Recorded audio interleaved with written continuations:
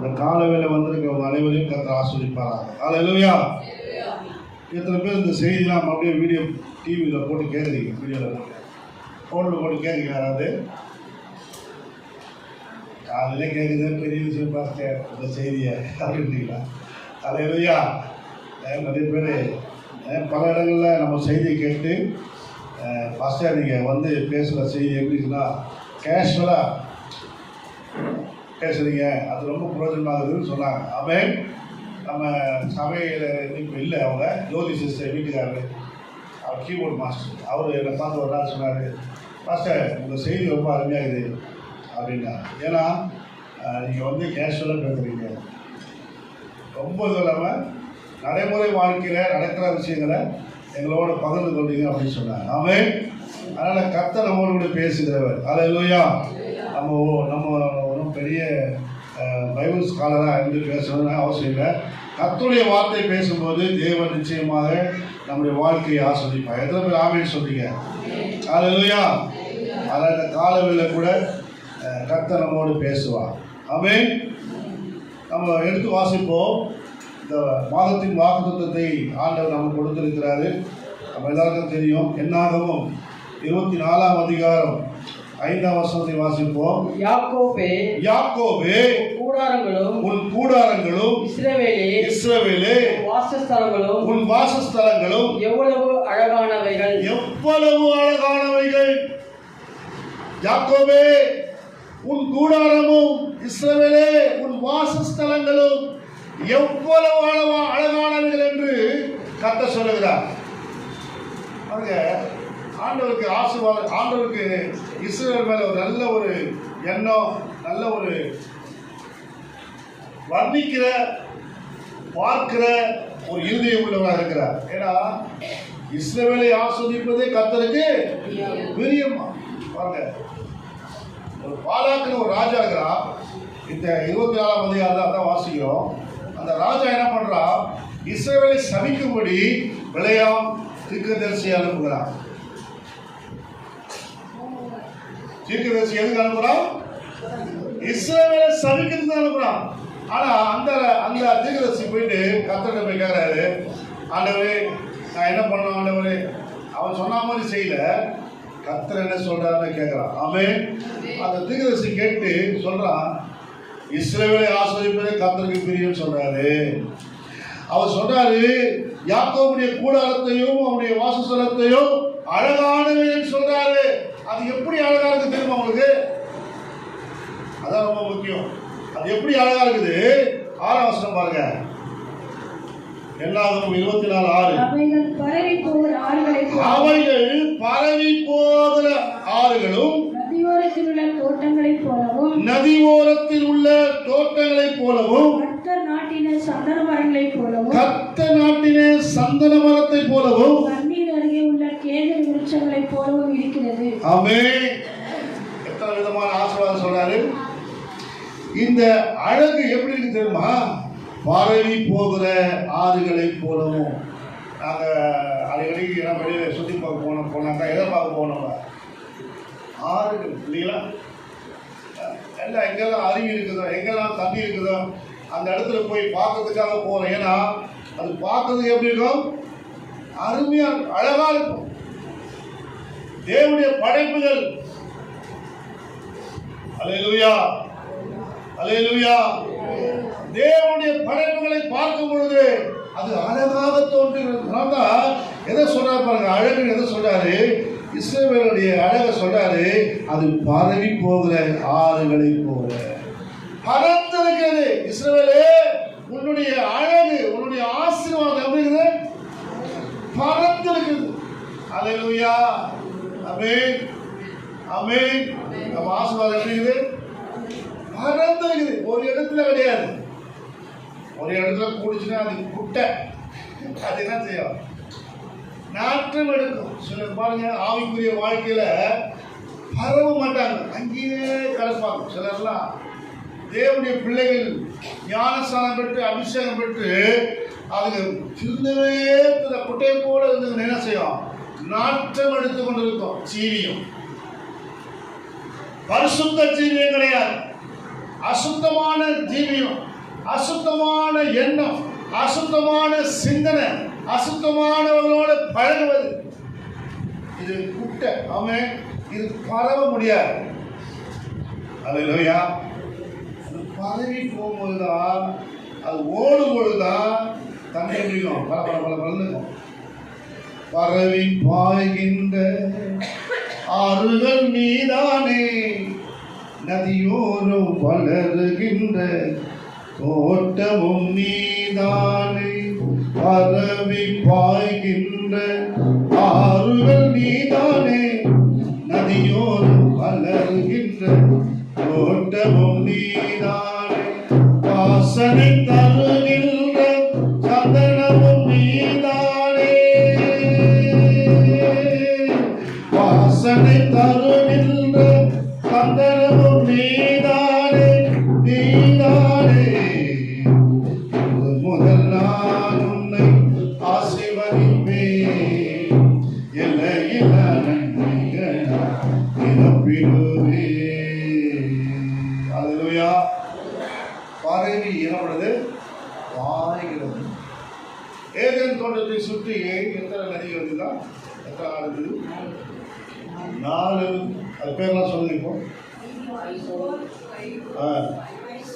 பைசோர், அப்புறம் 2 சொன்னீங்க, போதுமா? முதலாம் ஆற்றுக்கு பைசோன் என்று பேர்.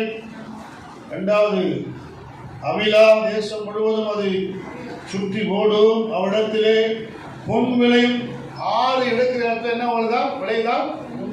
பொன் விளையுது. 2வது அந்த தேசத்தின் பொன் நல்லது என்று அவ்விடத்திலே அந்த கோவிலுக்குள்ளும் பிதராகம் உண்டு. 2வது ஆள் இருப்பாங்க கீகோ.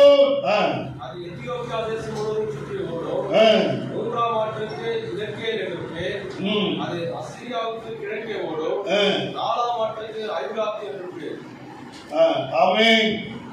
அல்லேலூயா. ஆண்டவர் தேவனாய கர்த்தர் மனுஷனை ஏதேன் தோட்டத்திலே அழைத்து கொண்டு வந்து அதை பண்படுத்தவும் காக்கவும் வைத்தார். எல்லாத்தையும் படைச்சிட்டு 6களையும் படைச்சு கொண்டு வந்து மனுஷன் என்ன பண்றாரு? வைக்கிறார். ஆமென். எதுக்குன்னா இதெல்லாம் சுதந்திரிக்கும்படி. ஆமென். பொன் விளைய 6 பக்கத்தில் வைக்கிறார் பாருங்க. ஆமென். ஒவ்வொரு ஆறுகளும் ஒவ்வொரு ஆசீர்வாதம். இந்த 6 ஓடுறது தான் ஆசீர்வாதம் பெருகும். தண்ணியே இல்லைன்னா எப்படி இருக்கும் ஜனங்க? வறண்டு போயிடும் பூமி. விளைச்சல் இருக்காது, ஆசீர்வாதம் இருக்காது, ஆடு மாடு இருக்காது, தோட்டம் தொலைவு இருக்காது. அங்கே இருந்து என்ன பிரயோஜனம் பாருங்க. ஆமென். தேவன் நம்மை படைக்கும் பொழுது, நம்மை ஆஸ்வதிக்கும் பொழுது பரவி போகிற நதியை போல, ஆறுகளை போலவும். ஆமென். அல்லேலூயா. தேவன் நம்மை ஆஸ்வதிக்கிறதை பார்க்கிறோம். 2வது சொன்னாரு, நதி ஓரத்தில் உள்ள தோட்டத்தை போல. நதி ஓரத்தில் தோட்டம் இருந்தால் எப்படி இருக்கும்? தண்ணி தோட்டத்துக்கு வந்த ஒன்று எப்படி இருக்கும்? நல்லா செழிப்பா அழகா. போன மாதம் ஊட்டிக்கு போயிருந்தேன். அப்போது பார்த்தீங்கன்னாக்கா நல்லா அந்த ரோஸு பூலாம் பார்த்தீங்கன்னா அவ்வளோ அழகாங்க. இதே நீங்கள் சீசன் இல்லாத டைமில் போய் பாருங்களேன், இந்த ரோஸ் கார்டன்லாம். நாங்கள் போன மாதம் போனப்பவே எல்லாம் அந்த ரோஸில் இருக்கிற ஒவ்வொரு இதழ்களும் கீழே விழுந்து ஒன்றெல்லாம் போயிடுச்சு. பூ இருந்தால் தான் அது அழகு. பூவெல்லாம் கொட்டி போய் கிடக்குது. சொல்கிறான் சார், இப்போ போனால் எல்லாம் பூ கொட்டி கிடக்குது, நீங்கள் போகிறதே வேஸ்ட் ரோஸ் கார்டன் அப்படின்ட்டா. அல்லேலூயா. ஆமென். ஆனால் 6 பக்கத்தில் இருக்குனாக்கா எப்போது என்ன பண்ணும்? கார்டனு செழிப்பாக இருக்கும். பூ எப்பவுமே பூத்துனா இருக்கும். இவங்க வந்து தண்ணி அடிச்சுட்டா என்ன பண்ணுறாங்க? வளர்க்குறாங்க. தோட்ட ரோஸ் கார்டன்லாம் தண்ணி அடிச்சு தான் ரோஸ் கார்டன்லாம் வளர்க்குறாங்க. அதனால் தண்ணி வறட்சி, சரியான பராமரிப்பு இல்லை, பாதுகாப்பு இல்லை. அதனால அது வறட்சி இல்லாமல் கர்த்தருடைய பிள்ளைகள். ஆனால் தேவனுடைய பிள்ளைகள் எப்போதும் கனி கொடுக்க வேண்டும் என்று சொன்னால், எப்போதும் வாசனை வீச வேண்டும் என்று சொன்னால் எங்கே இருக்கணும்? நதி ஓரத்தில் இருக்கணும். அல்லேலூயா. ஆமென். நம்ம கர்த்தருடைய ஆசீர்வாதத்தை சுதந்திரிக்கிற பிள்ளைகளாக இருக்குன்னு சொன்னாக்கா, நம்ம எப்போதும் கர்த்தர் பக்கத்தில் இருந்தாக்கா, ஆமென், அந்த நதி புறப்பட்டு ஓர இடங்கள்லாம் ஆசீர்வாதம் என்று வேதம் சொல்கிறது. ஆமென். அல்லேலூயா. கர்த்தர் நம்மை ஆசீர்வதிப்பாராக என்னுடைய பிள்ளைகளே. அதில் நம்ம ஒன்றும் இல்லாமல் வெறும் தோட்டமாக இருந்தாக்கா காய்ந்து ஒன்றும் இல்லாமல் நான் நிறைய பார்த்துருக்க தோட்டங்கள்லாம் நம்ம ஏரியாவில் பாருங்கள் மெயின்டெனன்ஸே பண்ணாமல் சில பார்க்கெல்லாம் ஒன்றுமையெல்லாம் போயிடும், தோட்டங்கள்லாம் வேஸ்ட்டாக போயிடும். எவ்வளோ பணத்தை செலவு பண்ணி அரசாங்கம் பார்க்கெல்லாம் ஏற்படுத்துகிறாங்க, தோட்டங்களை ஏற்படுத்துகிறாங்க. என்கிட்ட பழைய போட்ட வீடியோ பாட்டு எடுத்தேன். நம்ம பார்க்கறது வீடியோலாம் எடுத்துக்கிறேன். இப்போ போட்டு காமிச்சுன்னா நீங்கள் சொல்லுவீங்க நம்ம பார்க்காது அப்படி கேட்பீங்க. ஏன்னா அந்த பாட்டு மவுண்டன் என்ன சொல்லுவாங்க, மவுண்டன்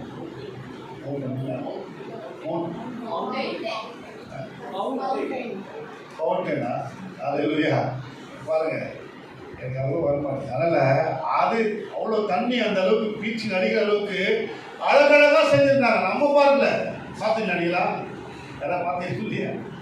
இப்போ போய் பாருங்க சாக்கடை மாதிரி கிடக்குது,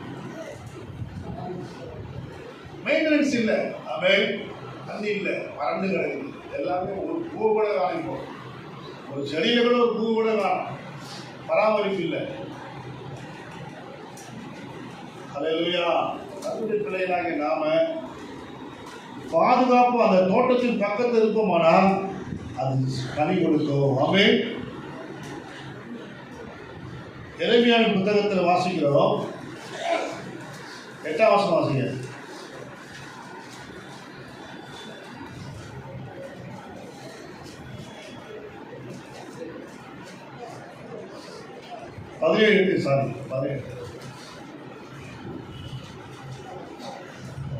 தண்ணீரிலே நாட்டப்பட்டதும் கால்வாய் ஓரமாக தன் வேர்களை விடுகிறதும் உஷ்ண வருகிறதை காணாமல் இலை பச்சையாய் இருக்கிறதும் மழை தாட்சியான வருஷத்திலும் வருத்தமின்றி தப்பாமல் கனி கொடுக்கிறதுமான மரத்தை போயிருப்பான். ஆமென். அல்லேலூயா. கர்த்தருடைய பிள்ளைகள் எப்படி பார்க்கணும்னு சொன்னா வேதம் சொல்லுது, அவன் தண்ணீர் அண்டையிலே நாட்டப்பட்டதும் கால்வாய் ஓரமாய் தன் வேர்களை விடுகிறதும் உஷ்ணம் வருகிறதை காணாமல் இலை எப்படிமா பச்சையா இருக்கிறதும் மழை தாட்சியான வருஷத்திலும் வருத்தமின்றி தப்பாமல் அவன் என்ன பண்ணுவான், கனி கொடுக்குதுமான மரத்தை போல் இருப்பான். ஆமென். எல்லாரை பார்க்கிலும் இருதயமே திருக்குள்ளதும் மகா கெடுதலுமா இருக்குது, அதை அறியத்தக்கவன் யார்? இவ்வளவு இதை சொல்லிட்டு ஆசீர்வாதத்தை சொல்லிட்டு கடைசியில் எங்க கொள்ளுறாரு, இருதயத்தை காட்டுறாரு. ஏன் இருதயத்தை காட்டுறாரு? எல்லாம் நல்லதுதான்ப்பா, எல்லாம் ஆசீர்வாதம் இருக்குது, இதெல்லாம் கெட்டு போறதுக்கு என்ன காரணம்? வாழ்க்கையில வளர்ச்சி வருது காரணம் என்ன? உன் இருதயம் தான். உன் இருதயம் சரியா இருந்ததுன்னா உன் ஆசீர்வாதம் சரியா இருக்கும். ஆமென். சிலருடைய இருதயமே கர்த்தர் கொடுக்கிற செழிப்பை தடுக்கிறது. ஆமென். நீதிமான் எப்படி இருப்பான்? பனை போல செழிப்பா இருப்பான், செழித்திருப்பான் நீதிமான். நாம் செழித்திருக்க வேண்டிய பிள்ளைகள். அல்லேலூயா.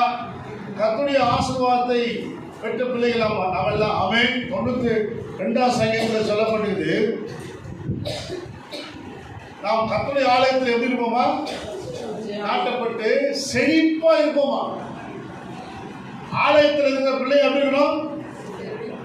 செழிப்பா இருக்கணும். ஆனா எப்படி இது பிள்ளைங்க? எங்க பாஸ்டர் கடன் வாங்கிட்டாங்க பாஸ்டர், கஷ்டப்படுறோம் பாஸ்டர், ரொம்ப உபத்திரவப்படுறோம் பாஸ்டர். என்ன பாஸ்டர் எப்படி சொல்றீங்க? நிறைய பேர் இப்படிதான் இருக்கிறாங்க. ஏன்? ஆலயத்தில் நாட்டப்பட்ட உடனே கர்த்தர் பனையை போல செழிக்க பண்ண சொல்லியிருக்காரு. நீதிமான் பனையை போல செழிப்பான், நிபிரோவுள்ள கேதுவை போல வளருவான். கர்த்தருடைய ஆலயத்தில் நாட்டப்பட்டவர்கள் எங்கள் தேவனுடைய பிரகாரங்களை செழித்திருப்பார்கள். 2ஆம் சங்கீதத்தில் சொல்லப்பட்டிருக்கிறதெல்லாம். ஆமென். 12:13 கர்த்தருடையப்போ ஏன் நம்முடைய ஆசீர்வாதம் எங்க போச்சு? எங்க போச்சுன்னா இருதயம் சரியில்லை. திருக்குள்ள இருதயமா, கேடுள்ள இருதயமா? நம்ம இருதயத்தை நம்ம சோதித்து பார்க்காம அறியாம ஒன்றும் நடக்காது. ஒரு ஆசீர்வாதம் நம்ம சோதரிக்க முடியாது. அதனால தான் நீதிமான் என்று சொல்றார். நீதிமான் சொல்றார். ஆமென். என்ன சொல்றாரு? பக்கத்தில் பார்த்து சொல்றாரு, நீங்க நீதிமானா? நீங்க நீதிமானா இருந்தா பனையம் போல சிரிப்பீங்க. ஆமென். அப்ப நீதிமான் பனையம் போல செழிப்பான். நீதிமான் யார் தெரியுமா உங்களுக்கு? சங்கீதக்காரன் அழகா சொல்றாரு. சங்கீதம் 15:2 பாருங்க. உத்தமனாய் நடந்து நீதியை நடப்பித்து மனதார சத்தியத்தை பேசுகிறவன் தானே. 3 அவன் தன் நாவினால் புறம்புறாமலும் தன் தோழனுக்கு தீங்கு செய்யாமலும் தன் அயலான் மேலே சொல்லப்படும் நிந்தையான பேச்சை எடுக்காமலும் இருக்கிறான். ஆகாதவன் அவன் பார்வைக்கு தீர்ப்பானவன். கர்த்தருக்கு பயந்தவர்களையோ கனம் பண்ணுகிறான். ஆணையிட்டது நஷ்டம் வந்தாலும் தவறாது இருக்கிறான். தன் பணத்தை வட்டிக்கு கொடாமலும் குற்றம் இல்லாதவர்களுக்கு விரோதமாய் பரிதானம் வாங்காமலும் இருக்கிறான். இப்படி செய்கிறவன் என்றென்றைக்கும் அசைக்கப்படுவதில்லை. அல்லேலூயா. நீதிமானாக தான் இப்படி இருக்கணும். ஆமென். நம்ம நீதியை செய்யாம, நீதியை நடப்பிக்காம, நீதியை நாம் கை கொள்ளாம இருப்போம் என்று சொன்னால் நம்ம இருதயம் என்ன இருக்குது? இருக்கிற எல்லாம் திருக்கிறது. அல்லேலூயா. தேவ பிள்ளைகளே நம்ம சரியா இல்லைன்னா மற்ற புறஜாதிகள் இருப்பாங்க. ஆமென். அல்லேலூயா. நம்ம ஒரு கவர்மெண்ட் சர்வெண்டாக வச்சுக்கங்க, ஒரு வேலை ஸ்தலத்தில் இருக்கிறோம்னு சொன்னால் நாம ஒழுக்கமாக நடந்தா தான் நம்மை பார்த்து மற்றவர்கள் ஒழுக்கமாக நடந்துப்பாங்க. ஆமென். பரிதானம் வாங்காமல் இருப்பான்னு சொன்னால் வாங்கக்கூடாது. பரிதானம் தெரியும் உங்களுக்கு? லஞ்சம். ஆமென். ஆனால் நம்ம வாங்கக்கூடாது. நம்ம வாங்காமல் இருந்தாங்க கர்த்தர் நம்மளை ஆசீர்வதிப்பார். நம்ம சந்ததியை நதி ஓரத்தில் உள்ள கோட்டத்தை போல வைப்பார். ஆமென். வறட்சியை நீ காணாதிருப்பாய். எப்போது என்ன பண்ணிக்கும்? செழித்திருக்கும். தண்ணீரண்டை நடப்பட்டதான தோட்டத்தை போல. ஆமென். ஆமென். எத்தனை பேர் ஆமென் சொல்றீங்க? அல்லேலூயா. ஆமென் சொல்ற பிள்ளைகளை கர்த்தர் வைப்பார். ஆமென். அல்லேலூயா. அதனால கர்த்தருடைய பிள்ளைகளே, நாம இலை பச்சையா இருக்கிறதும் மழை தாட்சியான வருஷத்திலும் வருத்தமின்றி தப்பாமல், மழை தாட்சியான வருஷத்திலும் வருத்தமின்றி தப்பாமல் கனி கொடுக்கும். அல்லேலூயா. ஆமென். மழையே இல்லை அப்படின்னு என்ன பண்ணாரு? ஏன் கனி கொடுக்குது? பூமி ஈரமா இருக்குது. அது ஏற்கனவே நதி ஓரத்தில் இருக்கிறதுனால, ஆறுகள் பக்கத்தில் இருக்கிறதுனால, அந்த இடத்துல ஆறுகள் ஓடினபடினால அதனுடைய அந்த நிலத்தினுடைய தண்ணி எப்படி இருக்குது? அந்த நிலம் எப்படி இருக்குது? ஈரப்பதம் இருக்கும். எப்பவுமே தண்ணி வத்தி போனாலும் கூட ஈரப்பதம் இருக்கும். உங்களுக்கு ஒரு விஷயம் தெரியுமா? ஆறோ குளமோ குட்டையோ ஏதோ ஒன்று காய்ந்து போய்விட்டது, அது வந்து மீனில் என்ன ஆகும்? என்ன ஆகும்? செத்துப்படல. செத்துப்படும். சரி, மறுபடியும் தண்ணி ஊற்றுறீங்க, திரும்ப எப்படி வந்துச்சு? அதனுடைய முட்டைகள்லாம் அந்த மண்ணுக்குள்ள அந்த தண்ணியில இருக்குமா? ஆமென். அந்த ஈரப்பதத்துக்குள்ள எப்போதும் அதனுடைய முட்டைகள் அந்த சேத்துக்குள்ள அந்த அதெல்லாம் சீவிட்டு கொண்டு பாருங்க. தண்ணி மறுபடியும் ஊற்றப்படும் பொழுது அது உயிரடைந்து மறுபடியும் என்ன பண்ணுது? திரும்பவும் வருது. கத்த உருவாக்குறது பார்த்தீங்களா? அந்த ஈரப்பதம். அல்லேலூயா. ஆமென். ஜீவரட்சணியத்தை கர்த்தர் உங்கள் மூலமாக உண்டாக்குவார். நீங்க மட்டும் ஆசீர்வாதம் நினைக்காதீங்க. ஆமென். நம் மூலமாக தேவன் அநேகரை ஆஸ்வதிப்பார். எத்தனை பேர் ஆமென் சொல்றீங்க? அல்லேலூயா. ஏன்னா இந்த ஆறுகள், இந்த நதிகள், ஆறுகள் பார்த்தீங்கன்னாக்கா அதுதான் மிருக ஜீவங்களை வாழ வைக்கிறது, நம்மை வாழ வைக்கும். மிருக தண்ணினா நம்ம தான் போயிடுவோம் இல்லைங்களா? ஆமென். இப்போவே தண்ணி இல்லைன்னு சொல்லியிருக்காங்க இல்லைங்களா? நிறைய இடங்களில் தண்ணி பஞ்சம், நிறைய இடங்களில் தண்ணி கிடைக்கல. கர்த்தருடைய கிருபை தான் ஏப்ரல் மேலே நம்ம கடந்துட்டோம். கர்த்தருடைய கிருபையினால ஆமென். பல இடங்களில் பல கஷ்டங்கள் தண்ணீர் நிமித்தமாக மிருக ஜீவனங்கள் அதை தான் நம்பி வாழ்கிறது. ஆமென். ஆக உயிர் வாழ தேவையான ஆசீர்வாதம் அங்கதான் இருக்குது.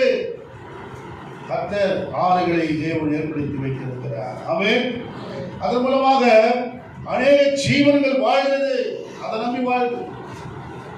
நீங்க நதியா பாய்கள் என்று சொன்னா உங்க ஆசீர்வாத நதியா ஆறுகளை போல பாயும் என்று சொன்னா அநேகர் உங்ககிட்ட வருவாங்க. ஆமென். யோசேப்பு கிட்ட எல்லாம் வந்தாங்க பார்த்தீங்களா? நீங்க நதியா இருந்தாதான் ஆறுகளை போல நீங்க பரவி பாய்ந்தாதான் உங்ககிட்ட எல்லாரும் வருவாங்க. ஒண்ணுமே இல்லாம நீயே காஞ்சி போய் கருவாடா இருந்தா உனக்கே 1008 பேர் தள்ள கையை வச்சு ஓட்டினா என்ன தப்பு? விசுவாசியே ஓட வேண்டாங்க. அது இல்லையா? கர்த்தருடைய பரிசுத்தம் மேம்படும் தேவனுடைய பிள்ளைகளே, நம்ம ஆசீர்வாதம் பலுகி பெருகிறதா மற்றவங்களுக்கு கொடுக்க முடியும். யோசேப்பு ஒண்ணுமில்லாம தான் போனான்.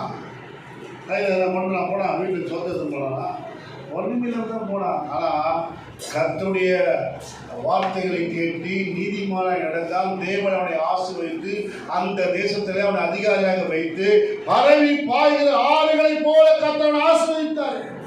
அவன் ஆசீர்வாதம் பரவி ஓடிச்சு. அந்த ஓடுற இடத்துக்கு எல்லாம் வந்தாங்க. ஆமென். அல்லேலூயா. உங்ககிட்ட அப்படி கர்த்தர் அநேகருக்கு ஜீவரட்சணை உண்டாக்கும்படியாக தேவனை எகிப்துக்கு அனுப்பினார் என்று யோசேப்பு சொல்றான். அல்லேலூயா. உங்களுடைய ஆசீர்வாதம் எதுக்கு? நீங்களே நானும் என் பிள்ளைகளும் என் குடும்பத்தாரையும் வரப்போற பிள்ளை இப்பெல்லாம் 4-3 தலைமுறைக்கு என்ன பண்றான்? சேர்ந்து வச்சிடறான். இப்போ அதுதான் இப்போ என்ன பண்றாங்க? எல்லாரும் ரைடு விடுறான். அவன் ஒரு தலைமுறை சம்பாதிச்சா போவேல 4 தலைமுறை சேர்த்து வைக்கிறதுனால மாட்டிக்கிறான். தானியத்தை பதுக்கிறவர்களின் சாபம். தானியத்தை பதுக்கிறவன் நம்ம ஊர்ல மாதிரி நம்ம தேசம் மாதிரி எங்கேயுமே கிடையாது. வெங்காயத்தை பதுக்கிறான், பூண்டை பதுக்கிறான் இல்லையா? உடவுல போட்டு பதுக்கி வச்சு வியாபாரத்தில் விலையை ஏற்றி விற்கிறான். நம்ம நாடு மாதிரி எங்கேயாருன்னு தெரியல. அல்லேலூயா. கர்த்தருடைய பிள்ளைகளே, பதுக்கிறவங்களுக்கு மேல சாபம் ஆண்டு சொல்றாரு. எல்லாத்துடைய தானியத்தை எல்லாம் கொடுக்கணுமா? அவன் ஈவன் ஆண்டு சொல்றாரு, டிக்கெட் கொடுக்கும் விதவிகளுக்கு கூட ஒரு தானியத்தை என்ன பண்ணி அவனுக்கு கொடுக்கணும்னு சொல்றாரு. அவன் நீ போகும்போது கட்டெல்லாம் எடுத்து போடுறது கொஞ்சம் உதிரி தள்ளிட்டு போடுறாரு. எது தெரியுமா? பறவைகள் வந்து சாப்பிடுறதுக்கு. ஆண்டவர் பாருங்க எவ்வளவு ஞானமா கிருபையா சொல்றாரு. அவன் பறவைகளுக்கு கூட ஆண்டவர் ஜீவரட்சணை உண்டாக்குகிறார். அவன் அது எல்லாருக்கும் திக்கற்றவர்களுக்கு விதவைகளை கர்த்தர் போஷிக்கிறாரு, பறவைகளையும் போஷிக்கிறார். அல்லேலூயா. ஆமென். அது கர்த்தருடைய பிள்ளைகளே, ஆண்டவர் பரவி பாய்கிற ஆறுகளை போல நதியோடு தோட்டத்தை போல. மூன்றாவதாக கர்த்தர் நாட்டின சந்தன மரத்தை போலவும். கர்த்தர் நாட்டின என்ன மரம்? சந்தன மரம். ஆமென். சந்தன மரம் இருக்கும். சந்தன மரம் இருக்கும். அல்லேலூயா. கர்த்தர் உங்க வாழ்க்கை எப்படி பண்ணா வாசனையா வைப்பார். ஆமென். வாசனை எது புரியுது? சாட்சி உள்ள ஜீவியம். அல்லேலூயா. சிலர் கிட்டவே போக முடியாது. கிட்ட போனா கச்சனை பாரு நாய். சிலர் நிற்பாங்க. எப்பா கிட்டே போகலப்பா. எப்போ பார்த்தாலும் ஒன்று என்ன அர்த்தம்? 6 மணி பொழுது சரிதான் ஏங்குது, இறங்கவே மாட்டேங்குது உள்ளு.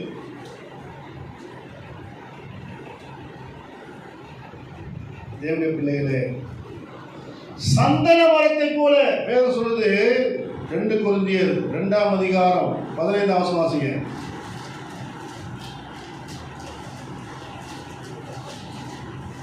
2 கொரிந்தியர் 2ஆம் அதிகாரம் ரட்சிக்கப்படுவதற்குள்ளே போகிறவர்கள் நல்லா கவனிச்சீங்களா? ரட்சிக்கப்படுவதற்குள்ளேயும் கெட்டு போகிறதுக்குள்ளேயும் கெட்டு நாங்கள் தேவ புறஜாதிக்குள்ளவும் பரிசுத்தவான்களுக்குள்ளவும். ஆமென். அல்லேலூயா. ரட்சிக்கப்பட்டவர்களுக்குள்ளவும் சரி, ரட்சிக்கப்படாதவர்களுக்குள்ளவும் சரி. எப்படி இருக்கிறோம்? வாசிங்க. நாங்கள் தேவனுக்கு கிறிஸ்துவின் நற்கந்தமாய் நாங்கள் தேவனுக்கு எப்படி இருக்கிறோம்? கிறிஸ்துவுக்குள் நற்கந்தமாய் இருக்கிறோம். கையை தட்டி ஆளுநர் நன்றி சொல்லுவோம். அல்லேலூயா. நம்ம எப்படி இருக்கணும்? கிறிஸ்துவுக்குள்ள நற்கந்தங்களை போல. அல்லேலூயா. சாட்சி உள்ள ஜீவியம். எல்லா இடத்துலையும் எப்படி இருக்கணும்? சாட்சியா இருக்கணும். எல்லா இடங்களிலும் சாட்சியா இருக்கணும். கர்த்தருடைய பிள்ளைகளாகிய நாம சாட்சியா இருக்கும்போது நம்முடைய வாசனை வீசும். அல்லேலூயா. ஆமென். 16 வசனம் பாருங்க. 16 அதுலயே கெட்டு போகிறதுக்குள்ளே மரணத்துக்கு ஏதுவான மரண வாசனையாகவும் ரட்சிக்கப்படுவதற்குள்ளே ஜீவனுக்கு ஏதுவான ஜீவ வாசனையாகவும் இருக்கிறோம். இவைகளை நடப்பிப்பதற்கு எவன் தகுதியானவன்? அநேகரைப் போல நாங்கள் தேவ வசனத்தை கலப்பாய் பேசாமல் துப்புரவாகவும் தேவனால் அருளப்பட்ட பிரகாரமாகவும் கிறிஸ்துவுக்குள் தேவ சந்நிதியில் பேசுகிறோம். கிறிஸ்துவுக்குள் தேவ சந்நிதியில பண்றோம், பேசுகிறோம். கலப்பா பேசாம, எல்லாரும் ஆளுக்கு ஏற்ற மாதிரி பேசாம. ஆமென். கெட்டு போவலுக்குள்ளே மரணத்துக்கு எதுவான மரண வாசனையாகவும் ரட்சிக்கப்படுவதற்குள்ளே ஜீவ வாசனையாகவும் இருக்கிறோம்.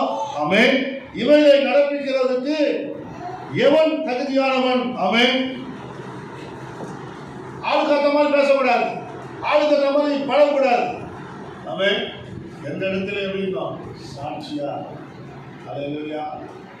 ஜீவனுக்கு எதுவாய் பேச வேண்டும், பரிசுத்தமுள்ள வார்த்தைகளை பேச வேண்டும். ஆமென். கெட்ட வார்த்தைகள் ஒன்று உங்கள் வாயிலிருந்து புறப்பட வேண்டாம். குடும்பம்னா என்ன பண்ணோம்?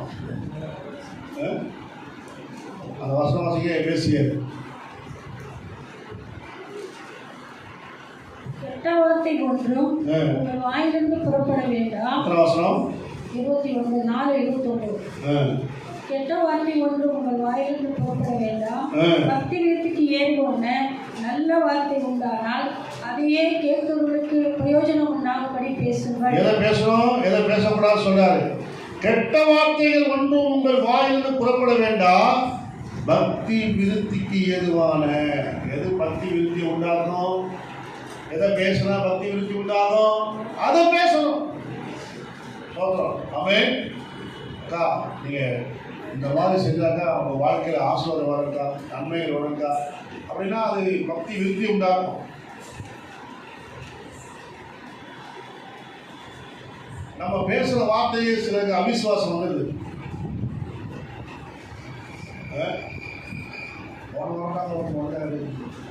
தேவன் சொன்னார், இருமுனர் பட்டுன்னு போயிட்டாருக்கா. எனக்கு ஒருத்தர் சொன்னார்,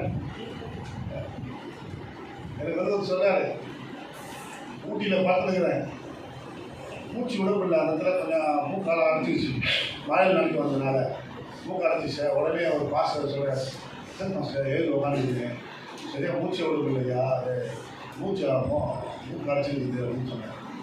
மாஸ்டர் என்ன பண்ணி மாஸ்டர், போன மாதம் எங்கள் மாமா இங்கே வந்தார் ஊட்டிக்கு. அவர் வந்த பிறகாச்சுனாக்கா திடீர்னு தான் சொன்னார், மூச்சு வலிக்குதுன்னு சொன்னார், பட்டு போயிட்டாரு. நான் சொல்கிறேன், அறிவிக்க அறிவிதத்தில் பாஸ்டர் நீங்கள் பேசுகிறீங்க, மூக்கு வெளியே போய் மழையில் நடந்ததுனால மூக்கு அடைச்சிருக்குது, அதெல்லாம் சரியாக விருத்திக்கு பண்ணதில்லை, அதுதானே சொல்கிறேன் நான். அப்படின்னா இல்லை பாஸ்டர், நீங்கள் எல்லாம் கவனிக்கணும், நீங்கள் எல்லாம் ஹெல்ப்லாம் சொல்லுங்கள், நான் வரேன், போகலாம் நம்ம ஹாஸ்பிட்டலுக்கு அன்றைக்கி நைட்டு. அதெல்லாம் ஒன்று எப்படி படிக்கிறாங்க, அவருக்கு தூக்கம் வரல, நைட்டு ஃபுல்லாக எழுது போயிடுது. அவருக்கு சரியாக என்னன்னு தெரியல அவருக்கு. ஆனால் எனக்கு நான் சொன்ன பிறகு நமக்கு அப்புறமா என்னாச்சு, நான் உட்காந்துனே தூங்கிட்டேன். பட்டதான் தான் மூக்கு அடைக்குது, நமக்கு தான் தெரியும் உட்காந்துனே தூங்குறதுக்கு. அவன் தூங்குதான் பெரிய விஷயம். அது இல்லையா, நான் உட்காந்துனே தூங்கிட்டேன். எப்படியே தூங்குறேன், நான் உட்காந்துனே தூங்கிட்டேன். இதுக்கு உங்கள்கிட்ட பிரச்சனை இருக்கு. அப்படி அல்லேலூயா. ஆனால் சிலர் பேசுறாலே வந்துடும் அவிசுவாசம் தான். அல்லாதவனே சாவச்சிடும் அவங்களுக்கு.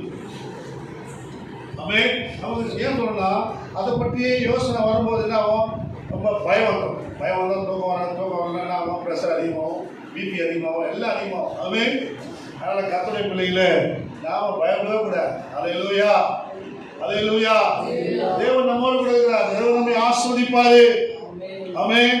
நீங்கள் நான் எப்படி இருக்கணும், சாட்சியா ஜீவிக்கணும். கெட்ட வார்த்தைகளை பேசக்கூடாது. அவிசுவாசம் கெட்ட வார்த்தை சொன்னா நீங்க தப்பா நினைக்காதீங்க. கெட்ட வார்த்தைனா அவிசுவாசமான வார்த்தைலாம் கெட்ட வார்த்தை தான். ஆமென். அவிசுவாசமான வார்த்தைகளை பேசுறது கெட்ட வார்த்தை தான். அதனால நல்ல வார்த்தைகளை கூடுமான நல்ல வார்த்தைகளை பேசுங்க. அனைவரை உருவாக்குற வார்த்தை, சாட்சி உள்ள வார்த்தைகளை பேசுங்க. சமாதானம் கொண்டு வர வார்த்தைகளை பேசுங்க. ஆமென்.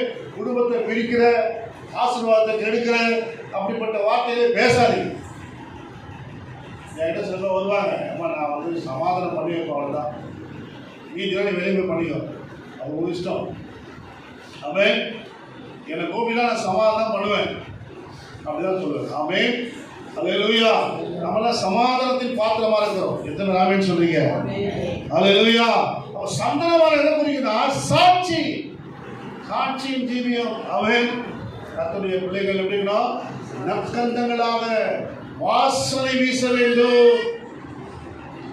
கடைசியாக தண்ணீர் அண்டை, தண்ணீர் அருகே கேதுவை போலவும். அல்லேலூயா. தண்ணீர் அருகே உள்ள கேதுவை போலவும். ஆமென். இந்த கேதுவை போல நம்ம அழகா இருக்கணும். அந்த கேது எதை குறிக்குன்னா உறுதியை குறிக்கிறது. நல்லா ஸ்ட்ராங்கா இருக்குமா, ஆழமா வேறு விட்டு நல்லா உறுதியா இருக்குமா கேது மரம். கேது மரத்தில் என்ன பண்ணுவாங்க, கட்டில் பீரோ எல்லாமே செய்வாங்க. நல்லா வீட்டுக்கு தேவையான அழகான பொருட்கள்லாம் செய்யக்கூடியதான் அந்த கேது மரம். ஆமென். இந்த மரம் எப்படின்னாக்கா அதுக்கே ஒரு பெருமை. சிலர் ஆவிக்குரிய வாழ்க்கையில் கொஞ்சம் ஆஸ்வாதம் கொஞ்சம் காலையில் வந்த பிறகு என்னன்னாக்கா பெருமை வந்தது. மற்ற விருட்சங்களை பார்க்கிறோம், கேது மரத்துக்கு பெருமை வந்துடணும். ஆமென். உங்களுக்குள்ள ஆவிக்குரிய பிள்ளைகளுக்குள்ளே பெருமை வந்துடக்கூடாது. பெருமை வந்துச்சுன்னா வறுமை வந்துடும். ஆமென். பெருமை வந்தாக்கா பாதர் சொன்னாரு எருமை வந்துடும். அல்லேலூயா. அதில் பெருமை வந்தாலே பகை வந்துடும். அல்லேலூயா. பகைமை வந்துடும். நமக்குள்ள பெருமை வந்தால் நம்ம ஒரு பெருமையாக பேச பற்றியாது அப்படின்னு சொல்லி நிறைய பேர் நம்ம பாய்க்க ஆரம்பிச்சுவாங்க. அல்லேலூயா. ஆனால் பெருமை நமக்குள்ள எசேக்கியேல் புத்தகத்தில் 31:3 பாருங்க, கேதுவை குறித்து சொல்லப்பட்டிருக்குது. இதோ அசிரியன் லீபனோனிலே அலங்கார கொப்புகளோடும் இழனிடும் தழைகளோடும் வளர்ந்தோங்கிய கேதுரு விருட்சங்கமாயிருந்தான். அதன் கிளைகளின் தழைகளுக்குள்ளே அதன் நுனிக்கொழுந்து உயர்ந்திருந்தது. கண்ணீர்கள் அதை பெரிதும் ஆழம் அதை உயர்த்தியும் ஆகின. அதன் ஆறுகள் அதன் அடிமரத்தை சுற்றிலும் ஓடின. தன் நீர்க்கால்களை வெளியின் விருட்சங்களெல்லாம் பாய விட்டது. ஆமென்.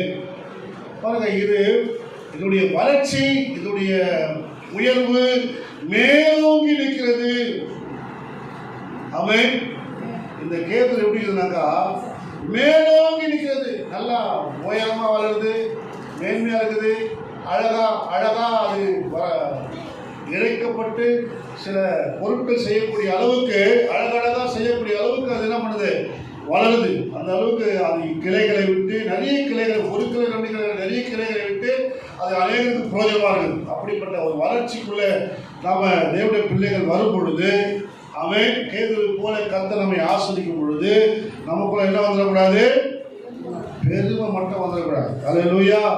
ஆசீர்வாதம் வர வர வர வர என்ன செய்யணும், தாழ்மை நமக்கு வேண்டும். அவன் தாழ்மை உள்ளவனுக்கு கர்த்தர் என்ன பண்றா, கிருபை அளிக்கிறாரு.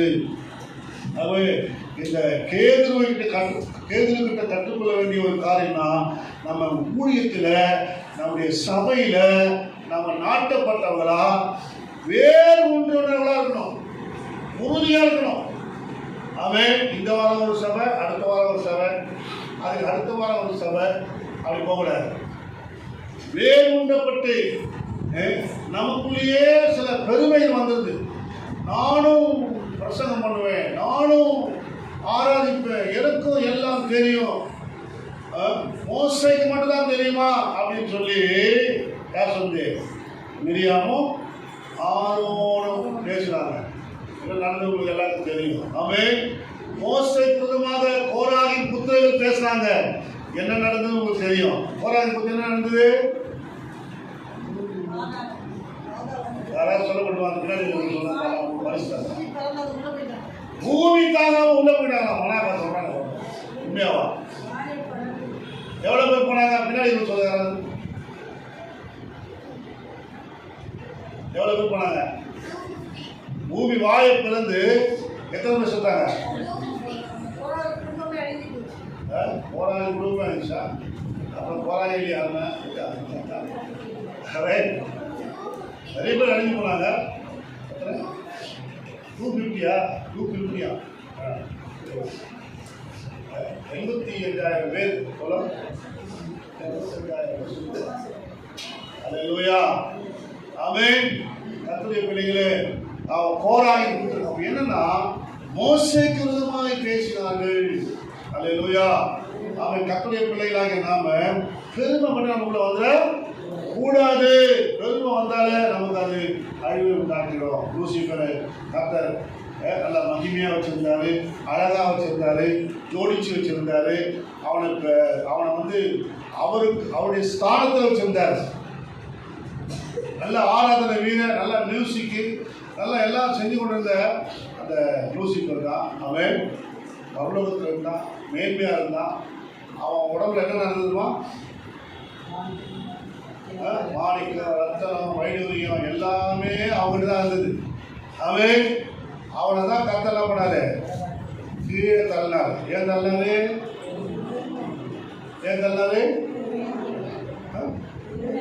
இல்ல ஒருத்தர் சொல்லுங்க, எல்லாரும் சொல்லுங்க. பெருமை வந்துச்சு. என்ன பெருமை வந்துச்சு? பெருமை வந்துச்சு தெரியும்.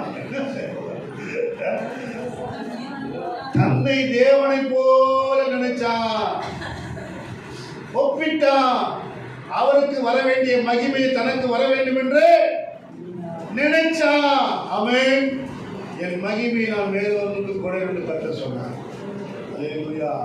கர்த்தருடைய பிள்ளைகளே, அதனால கர்த்தர் கீழே லூசிபரை தள்ளினார், கீழே விழுந்தான். அவன் கிட்ட விழுந்துதான் விலை உயர்ந்த நம்ம சொல்றோம் பார்த்தீங்களா. அதனால தான் அதை அணியவானான்னு சொல்லி யார் சொல்லுது? நம்ம சில பரிசுத்தவான் சொல்றாங்க. அது அங்கிருந்து வந்தது, எங்கிருந்து வந்தது? லூசிபர்கிட்ட வந்ததுன்னு சொல்லி சொல்றாங்க. ஆனா தேவன் உண்டாங்க பொன்னும் வெள்ளியும் கர்த்தருடையது. ஆமென். அவனை ஜோடித்தது யாரு? கர்த்தர். அவனை உடுத்தியது யாரு? கர்த்தர். அல்லேலூயா. அதை யோசிக்கணும். கர்த்தருடைய ஆசீர்வாதம். ஆமென். கர்த்தருடைய ஆசீர்வாதத்தை நம்ம வானான்னு சொன்னா வானா விட்டுதான். அவனை காதை கோவிலுக்கு போட முடியாது, அது வேற விஷயம். ஆமென். அல்லேலூயா. அதனால கர்த்தருடைய பிள்ளைகளை தேவன் நம்மை ஆசீர்வதித்திருக்கிறார். தேவன் நம்மை கனப்படுத்தி வச்சிருக்கிறாரு. அந்த விருட்சம் எப்படி போகுது? நல்லா அங்கங்க கிளைகள் விட்டு பறந்து போகிறது. அப்படிப்பட்ட ஒரு விருட்சம் தான் இந்த கேதுரு. இந்த கேதுரை கர்த்தர் ஆசீர்வதிச்சிருக்கிறார். வேர் குட்டி பிடிச்சது, உயர்ந்திருக்குது. தேவன் உன்னை உயர்த்த ஆகட்டும். அல்லேலூயா. அது பெருமை வந்துச்சுனாக்கா என்ன நடக்குன்னா, அந்த கேதுரு மரத்துக்கு சொல்றாரு, நீ முறிந்து வீழ்ந்தாய். ஆமென். என்ன சொல்லப்படுது?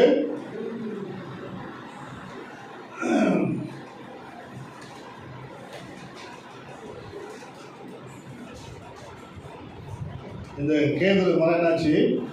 அதனுடைய கொப்புகள், அதனுடைய மரங்கள் என்ன பண்ணுது?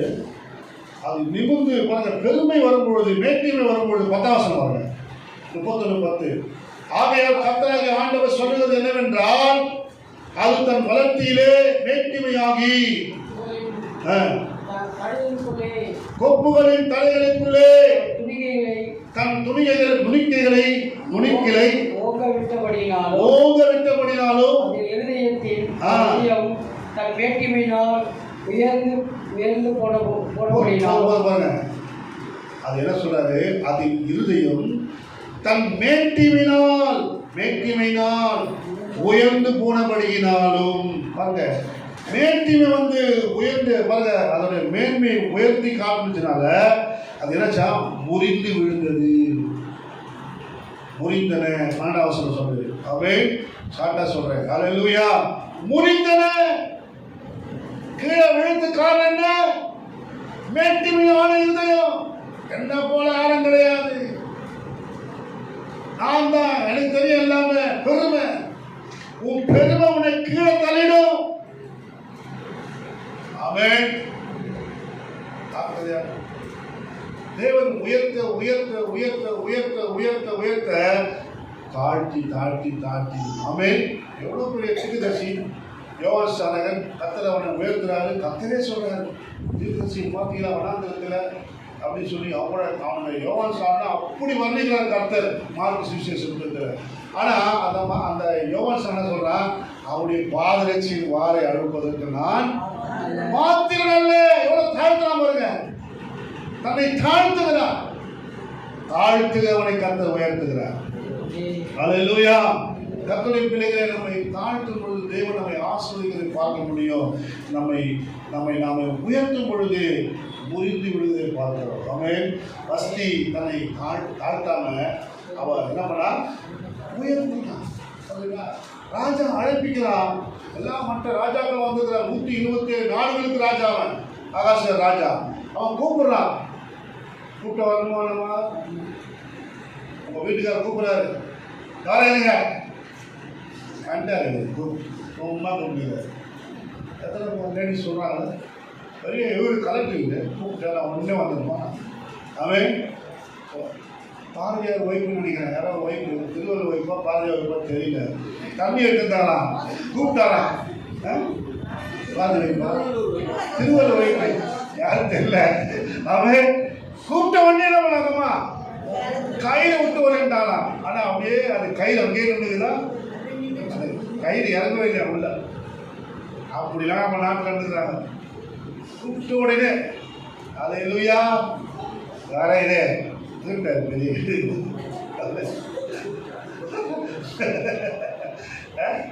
மகானே சீரியஸா சீரியல் பாருங்க வட்டாது. ஹல்லேலூயா. தேவனுடைய பிள்ளைகளை நமக்குள்ள பெருமை வந்துடக்கூடாது. ஆமென். என்ன வந்துடக்கூடாது? பெருமை. வீட்டுக்கார விட உனக்கு பெருமை வந்துடக்கூடாது. நான் தவிர நீ வந்து 10,000 ரூபாய் சம்பாதிக்கிற, நான் எவ்வளோ சம்பாதிக்கிறேன்? என் கம்பெனியில் ஏற்றப்பா. நான் கம்பெனி பேசுங்க. நான் மேனேஜர் என் கம்பெனியில். நீ பியூனு 20,000 ரூபாய் தான் கொடுக்குறேன். நான் 50,000 ரூபாய் சம்பாதிக்கிறேன். ஒரு பொண்ணுக்கு கல்யாணம் பார்க்கறதுக்காக, நான் மாப்பிள்ளை பார்க்கறதுக்காக போய் சொன்னாங்க என்கிட்ட. நான் சொல்லி பார்க்குறேன் 5 வருஷம் ஆச்சு, இன்னும் கல்யாணம் ஆகும் பொண்ணுக்கு. இன்னும் மாப்பிள்ளையே கிடைக்கல. ஏன் தெரியுமா? அது 60,000 ரூபாய் சம்பளம் ஆகுது. அது சொல்லி எனக்கு 1 லட்சம் சம்பளம் ஆகிற மாதிரி மாப்பிள்ளை பாருங்க. எங்கே கிடைக்கிறேன்? பொண்ணுங்கெல்லாம் நல்லா படித்து சம்பாதிக்குது. ஆம்பளை என்ன பண்ணுறாங்க? சில பேர்லாம் படிப்பு கவனம் விட்டுட்டு வேலையில் இப்போ குறைவான சேலரி வாங்குறாங்க. ஆனால் நல்ல கனவு, நல்ல வாழ்க்கை துணை தேடாம நல்ல சம்பாதிக்க பணத்தையே தான் நம்புறாங்க. சில பேர் நல்ல குணத்தை நம்பதில்லை. ஹல்லேலூயா. ஒரு அம்மா கேட்டாங்க, ஐயா ஒரு மாப்பிள்ளை பார்த்தேன், நான் வரன்னு பார்த்தேன், வந்து கேட்டாங்கன்னு சொல்லி போனேயா. அவங்க வந்து 10 சவரம் போட சொன்னாங்க. சரி பரவாயில்ல, 10 சவரம் தானே, என் பொண்ணு ஒரே பொண்ணு தான், நான் போடுறேன்னு சொல்லிட்டேயா. பைக் வேணுன்றாங்க, பைக் கூட வாங்கி தரேன்னு சொல்லிட்டேயா. ஏன் கஷ்டம்? எங்கள் வீட்டுக்காரு ஊனமாயிட்டாரு, இல்லை நானும் கஷ்டப்படுறேன், எனக்கு வருமானமும் கிடையாது, இந்த நகை போகிறதுக்கு நான் என்ன பண்ண போகிறேன்னு தெரியல, அப்படி கஷ்டப்பட்டுருக்கேன். இப்போ அவங்க 8 லட்சம் ரூபா ரொக்க பணம் கேட்குறாங்க. எத்தனை லட்சம்?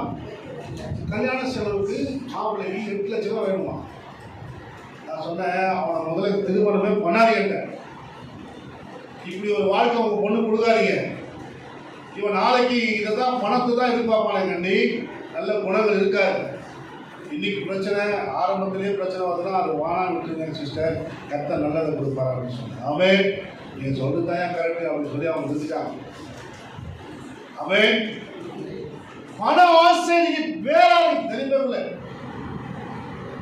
திருமணம் நினைச்சாலே எல்லாம் டவுரி வாங்குறதும் அதை வாங்குறதும் இதை வாங்குறதும் ஜாதி அடிப்படையில் டவுரி வாங்குறாங்க. ஜாதி அடிப்படையில் ஒருத்தர் சொல்றது, ஒரு புரோக்கர் சொல்றாரு, 20 சவரம் போட்டால்தான் எனக்கு 1 சவரம் கொடுக்கணும். புரோக்கர் அவர், அதுவும் அவர் வாட்ஸ்அப்லேயே போடுறாரு, 40 சவரம் வாங்கி தராங்க, எனக்கு 2 சவரம் கொடுக்கணும். சரியா? அப்படின்னா ஒரு பொண்ணு பார்க்குறேன், அந்த ஜாதி பேரில் சொல்கிறேன் இல்லையா, பெரிய ஜாதி அவங்க தான். என்ன பெரிய ஜாதி? குப்பை. அவன் குப்பை ஜாதி. இதெல்லாம் இந்த ஜாதி பெருமையை நீ வாழ்ந்து கொண்டிருக்கிறான் நரகத்துக்கு போறதுக்கு. ஆனா ஆசை நமக்குள்ள வரக்கூடாது. கர்த்தருடைய பிள்ளைகளாக நமக்குள்ள இப்படிப்பட்ட எண்ணங்கள் சிந்தனைகள்லாம் நமக்கு வரக்கூடாது. முறிந்து விடுவீர்கள். பெருமை வந்துச்சுன்னா, ஜாதியை பற்றி, மொழியை பற்றி, நம்முடைய இனத்தை பற்றி பெருமை வந்துச்சுன்னா முறிந்து விட வேண்டியதுதான். தூக்குறது ஆக கிடையாது. முறிஞ்சிச்சுனாக்கா நீ மறுபடியும் என்ன பண்ண முடியாது? தூக்கி விட்ட முடியாது. முறிஞ்சிச்சு என்ன பண்ண முடியாது? பண்ண முடியாது. அல்லேலூயா. வெட்டப்பட்ட மரத்தை கூட ஒட்டி என்ன பண்ணுறாங்க? ஒட்டு மரமாக வச்சிடறாங்க. ஒட்டு செடி, ஒட்டு மரம்னு சொல்லி வச்சு மாமரம், கொய்யா மரம்லாம் பண்ணுறாங்க. முறிஞ்சிட்ட போது என்ன பண்ண முடியும்? ஒன்றும் பண்ண முடியாது. அல்லேலூயா. அது காய்ந்து விழுது ஒன்றும் இல்லாமல் போயிடும். அதை கர்த்தருடைய பிள்ளையில, நம் தேவனுடைய பிள்ளைகளுக்குள்ளே நமக்குள்ள அப்படிப்பட்ட எண்ணங்கள், சிந்தனைகள், மேட்டிமையான காரியங்கள் வரவே கூடாது. தேவன் நம்மை ஆசீர்வதிக்க விரும்புகிறார். இந்த யாக்கோபை குறித்து நான் ஒரு காரியம் மட்டும் சொல்லி முடிக்க போறேன். இந்த யாக்கோபுடைய குணநலங்கள் நிறைய இருக்குது. ஆனால் அதெல்லாம் இன்னைக்கு நேரம் இல்லை நம்ம சொல்றதுக்கு. கர்த்தருடைய வசனம் பயமுண்டாவதாக. தேவன் யாக்கோபுடைய அழகை வர்ணிக்கிறாரு. இரண்டாவது, அவனை ஆசீர்வதிக்க காரணம் என்னன்னாக்கா, அவன் தேவனால் தெரிந்து கொள்ளப்பட்டவன். ஆமென். யாக்கோபு யாரு? உபாகமம் 7ஆம் அதிகாரம் 6-7 சொல்லப்பட்டிருக்குது. நீங்க வீட்டுக்கு போய் வாசிங்க. அவன் தேவனால் தெரிந்து கொள்ளப்பட்ட மனுஷன். அதனாலதான் கர்த்தர் யாக்கோபை ஆசீர்வதிக்கிறார். உன்னை ஆசீர்வதிக்கணுமா? நீ தேவனால் தெரிந்து கொள்ளப்பட்ட நபர் என்பதை மறக்கக்கூடாது.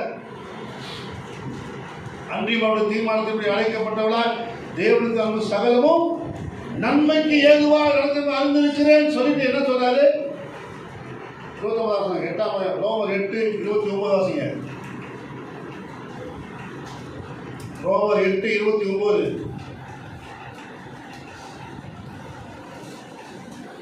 நம்முடைய குமாரன் ரோமர் 8ஆம் அதிகாரம் 29 தம்முடைய குமாரன் அநேக சகோதரர்களுக்குள்ளே முதற் பேரானவராய் இருக்கும் பொருட்டு 30 எவர்களை முன்குறித்தாரோ அவர்களை அழைத்தும் இருக்கிறார். அவர்களை அழைத்தாரோ அவர்களை நீதிமான்களாக்கியிருக்கிறார். எவர்கள் நீதிமானாக்கினாரோ அவர்களை மகிமைப்படுத்தி இருக்கிறார். யாக்கோபை மகிமைப்படுத்த காரணம் என்ன? தேவன் அவனை அழைத்திருக்கிறார். தேவன் அவனை முன்குறித்திருக்கிறார். தேவன் அவனை தெரிந்து கொண்டிருக்கிறார். உங்களை என்னையும் கர்த்தர் முன்குறித்து தெரிந்து கொண்டிருக்கிறபடினாலே தேவன் நம்மை மகிமைப்படுத்தி வைத்திருக்கிறார். ஆமென் சொல்லுமா? அல்லேலூயா. கர்த்தருடைய பிள்ளைகளே, இரண்டாவது, இந்த யாக்கோபு ஆசீர்வதிக்கப்பட காரணம் ஆபிரகாமுக்கு கொடுத்த வாக்குத்தத்தம். ஆதியாகமம் 12ஆம் அதிகாரம் 2:3 சொல்லப்பட்டது, உன் சந்ததியை நான் பெருக பண்ணுவேன். அல்லேலூயா. ஆபிரகாமுடைய சந்ததி. முதல்ல நான் வச்சுங்க, மேக்ஸ்வர் 6 சொல்லும்போது என்ன சொன்னாரு? ஆபிரகாமுடைய ஆசீர்வாதம்லாம் கிறிஸ்துவுக்கு நமக்கு வரும். ஆமென். ஆகவே கர்த்தருடைய பிள்ளைகளே, கலாத்தியர் 3ஆம் அதிகாரத்தில் சொன்ன பிரகாரமாகவே கர்த்தர் கிறிஸ்துவுக்குள்ளாக நமக்கு அந்த ஆபிரகாமின் ஆசீர்வாதங்களை கர்த்தர் கொண்டு வருவார். ஆமென். ஆகவே இந்த அதிகாரத்தை பார்க்கிறோம். ஆண்டவர் ஆபிரகாமுக்கு கொடுத்த வாக்குத்தத்தத்தை யாக்கோபின் மேல் நிறைவேற்றுகிறார். ஆமென். தேவன் ஆசீர்வதிக்கிறார். மூணாவது, யாக்கோபை குறித்து இங்கதான் நம்ம கொஞ்சம் நின்று